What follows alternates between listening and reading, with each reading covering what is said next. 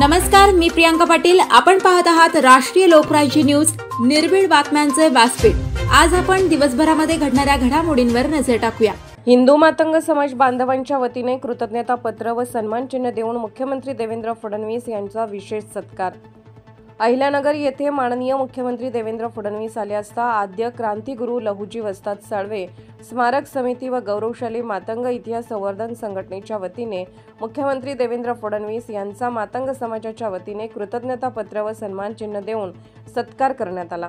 या प्रसंगी महसूल मंत्री नामदार चंद्रशेखर बावनकुळे, सभापती प्राध्यापक राम शिंदे, पालकमंत्री नामदार राधाकृष्ण विखे पाटील, आमदार शिवाजीराव कर्डिले, आमदार मोनिकाताई राजळे, आमदार विक्रमसिंह पाचपुते, आद्य क्रांतिगुरू लहुजी साळवे स्मारक समितीचे सदस्य तथा हिंदू मातंग समाज महाराष्ट्र राज्य संस्थापक अध्यक्ष चंद्रकांत काळोखे, गौरवशाली मातंग इतिहास संवर्धन संघटनेचे सदस्य राम वडागळे, नाना साबळे, निशांत नळावरे, सागर खरे, सचिन बारसकर, बाळासाहेब लोंढे, गोवर्धन नेटके आदी उपस्थित होते।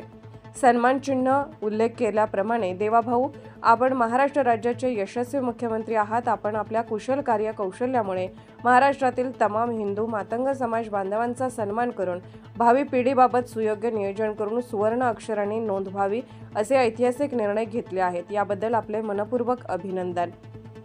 आदरणीय महोदय, आपण मातंग समाजाचेच नव्हे तर संपूर्ण महाराष्ट्राचे प्रेरणास्थान असलेले विविध थोर क्रांतिकारकांचे जनक आणि गुरु आद्य क्रांतिकारक लहुजी वस्ताद साळवे यांच्या संगमवाडी पुणे येथील समाधीस्थळी वंदनीय लहुजींचे राष्ट्रीय स्मारक उभारणी करण्याचा निर्णय घेऊन त्यासाठी 340 कोटी रुपये निधी उपलब्ध करून दिला आहे। त्याचबरोबर मातंग समाजाची अस्मिता विश्वविख्यात साहित्यिक लोकशाहीर डॉ. अण्णाभाऊ साठे यांचे वास्तव्य स्थान असलेले चिरागनगर मुंबई येथील निवासस्थान राष्ट्रीय स्मारक म्हणून उभारणी करण्याचा निर्णय घेऊन त्यासाठी देखील भरघोस निधी मंजूर केला आहे।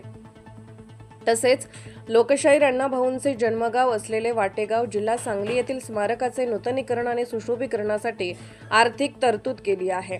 मातंग समाजातील युवक युवती, विद्यार्थी विद्यार्थिनींच्या शैक्षणिक सुविधांसाठी आरटीची स्थापना केली। यामुळे मातंग समाजातील भावी पिढी शैक्षणिक, आरोग्य, व्यावसायिक आणि तांत्रिक अशा विविध क्षेत्रामध्ये झेप घेणार आहे।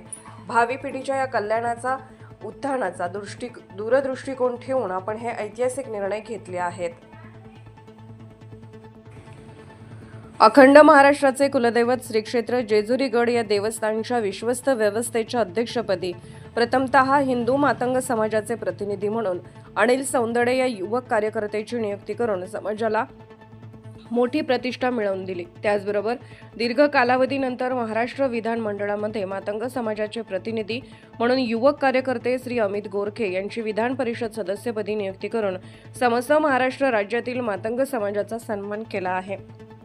तसेच माननीय सर्वोच्च न्यायालयाने दिलेल्या निर्णयानुसार सर्व अनुसूचित जाती उपवर्गीकरणाचा निर्णयाबाबत आपण सकारात्मक पाऊल उचलले आहे। त्यामुळे आदरणीय देवाभाऊ हे सर्व ऐतिहासिक निर्णय आपल्याच नेतृत्वाखाली घेतलेले आहेत। अहिल्यानगर शहर प्रतिनिधी सागर सब्बन। ताज्या बातम्यांसाठी आणि अपडेट्ससाठी राष्ट्रीय लोकराज्य न्यूज चॅनलला सबस्क्राईब करा, तसेच लाईक आणि शेअर करा।